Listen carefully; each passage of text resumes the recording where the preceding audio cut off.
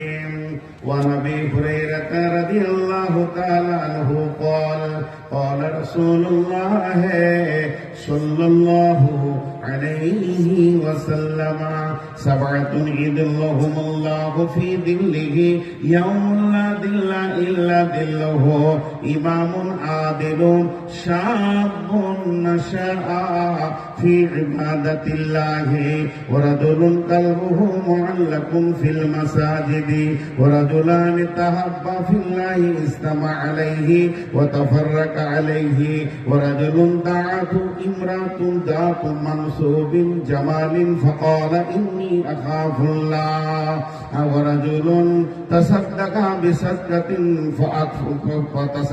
بصدقة فأخفاها حتى لا تعلم شماله ما تنفق بيمينه ورجل ذكر الله خاليا ففازت عينه কত সুন্দর কথা আল্লাহ নবী বলছেন, বিশ্ব নবী বলছেন। একটা উদাহরণ দিয়ে দিই। প্রচন্ড রোদে গোটা দুনিয়া চচ্চর করে ফাটছে, বাড়ি থেকে বের হওয়া যাচ্ছে না, মানুষ উড়ে যাচ্ছে। এরই ভিতরে আপনাদের এখানে একটা বড় হল ঘর এসি করা হয়েছে, সুন্দর, এত হার্ড এসি, ভিতরে ঢুকলে থরথর করে আপনি কেঁপে যাবেন, ওই রকম এসি। এবারে এসি ওয়ালারা সারাদিন সকাল থেকে সন্ধ্যা পর্যন্ত ভিতরে ঢুকে থাকলো, রোদের কষ্ট বুঝবে না? একবার হ্যাঁ না বলেন, বুঝবে না? আল্লাহ বলছেন, কিয়ামতে যতই কষ্ট হোক না কেন, কিয়ামতের ময়দান ত্রাহি ত্রাহি করবে, মানুষ নাফসি নাফসি করবে। এর ভিতরে আমি একটা নিয়ামত বানিয়েছি, একটা ছায়া, আমরা আরশের ছায়া বলি, হালাকে ওটা আল্লাহ রহমতের ছায়া।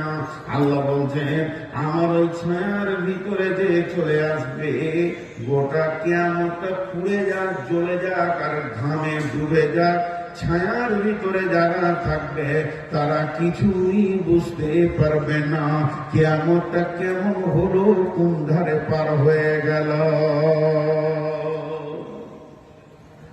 বুঝাতে পারলাম? কিয়ামতটা কেমন হলো, আর জ্বলন কেমন হলো, আর কোন দিকে পার হলো, আর মানুষ কি কি নাফসি নাফসি করলো, ওই ছায়ার ভিতরে যারা থাকবে তারা বুঝতে পারবে না। আল্লাহ রাসূল বলছেন, 7 ধরনের লোক ওই ছায়াতে জায়গা পাবে। 7টা আমল যে করেছে, 7টাই করতে হবে মানে নেই, 7 রকম লোক, 7 শ্রেণীর লোক। বোঝানোর জন্য বলছি, ওই ছায়াতে ঢুকতে গেলে ধরুন 7টা কাউন্টার আছে, যে কোনো একটা কাউন্টার দিয়ে আপনাকে ঢুকতে হবে। নাম্বার 1, বিশ্ব নবী বলছেন, ইমামুন আদিলুন। ইমামুন আদিলুন, ভাই আমার, বন্ধু আমার, ওই ছায়ার প্রথম নম্বর কাউন্টারটা রয়েছে পৃথিবীর বুকে যারা ন্যায় বিচার করেছে তাদের জন্য একটা দরজা খোলা আছে। আল্লাহ তাদের জন্য দরজা খোলা আছে, তারা ভিতরে ঢুকবে, আনন্দ করবে, তার রিজার্ভেশন হয়ে গেছে, তার নামে সিট বুকিং হয়ে গেছে। ওই লোকটা কিয়ামতের কষ্ট পাবে না, যে লোকটা পৃথিবীর বুকে নেই বিচার করেছে। আমাদের শহীদপুরে ন্যায় বিচার আছে, কথা বলে না, ন্যায় বিচার আছে, এতগুলো কথা বলে না, শহীদপুরে ন্যায় বিচার হয়।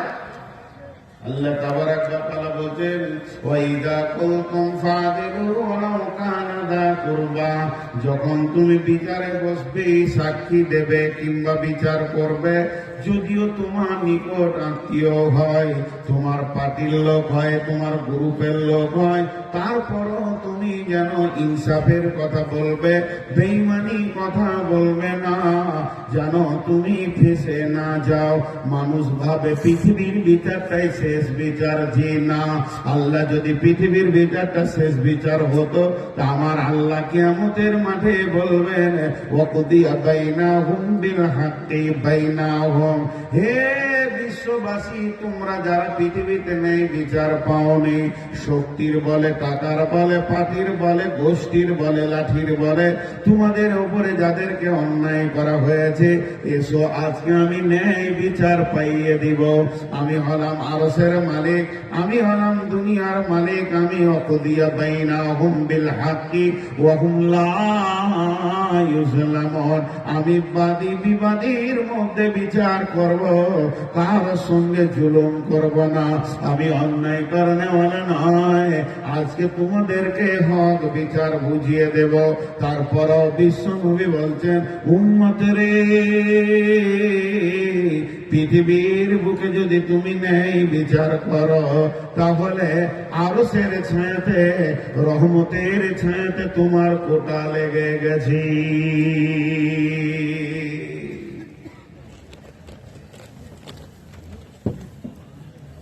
এক নম্বর হলো, নাম্বার 2, বিশ্বনবী বলছেন শাবুন নাশাআ ফি ইবাদাতিল্লাহ, হে যুবক যুবতী, যারা যৌবন কালে আল্লাহর ইবাদত করেছে, যৌবনটাকে আল্লাহর জন্য ব্যয় করে দিয়েছে, যৌবনকালে রাত্রিতে উঠে ফজরের সালাত করেছে, বৃদ্ধকালে মসজিদ যেতে পারছে না, আমার রব যৌবনের মেজারমেন্ট করে তাকে নেকি দান করবে।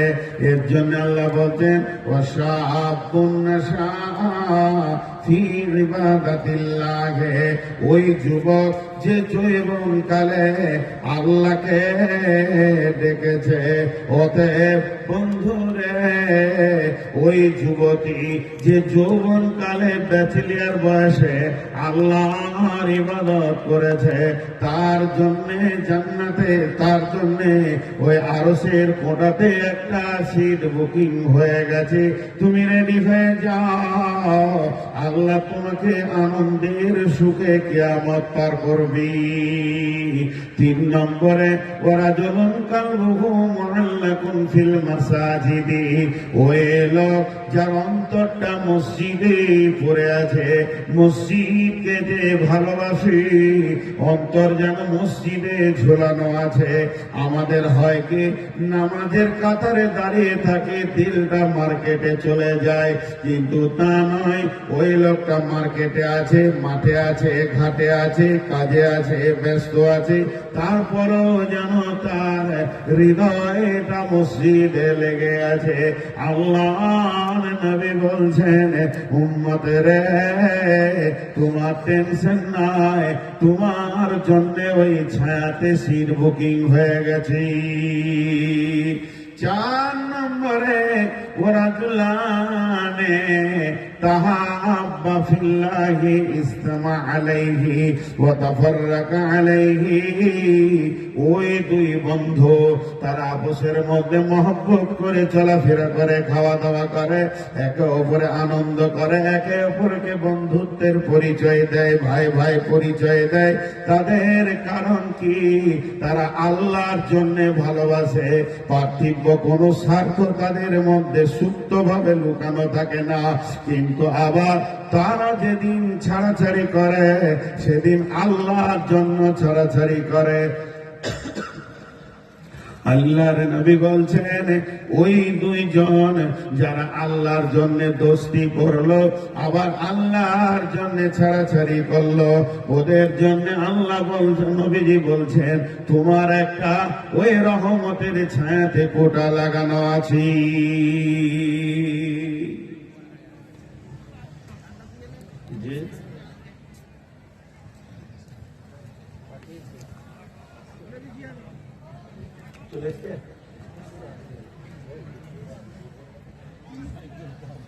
ওইদিকে ছুড়ে দাও। তাহলে কি কি হলো? 1 নম্বর হলো যৌবন অবস্থায় যে আল্লাহকে ডাকে। 1 নম্বর হলো ন্যায় বিচার করনেওয়ালা, দুই নম্বর হলো যৌবন অবস্থায়, যুবক অবস্থায় আল্লাহকে যে ডাকে। আর তিন নম্বর হলো যার দিল মসজিদে পড়ে আছে। চার নম্বর যে আল্লাহর জন্য মহব্বত করে, আবার আল্লাহর জন্যই ছাড়াছাড়ি করে। পাঁচ নম্বরে ওই রহমতের ছায়াতে কে থাকবে, কে আনন্দ পাবে, রহমতের ছায়াকে কে ভোগ করবে।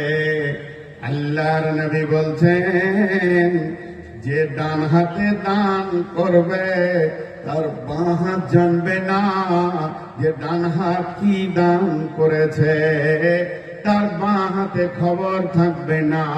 আল্লাহর নবী বলছেন ওই লোকটা রহমতের ছায়াতে থাকবি।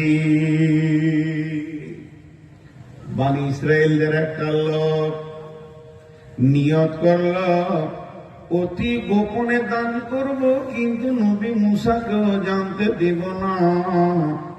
এত গোপনে দান করব, দানটা এত গোপন হবে স্বয়ং আল্লাহ ছাড়া কেউ জানবে না।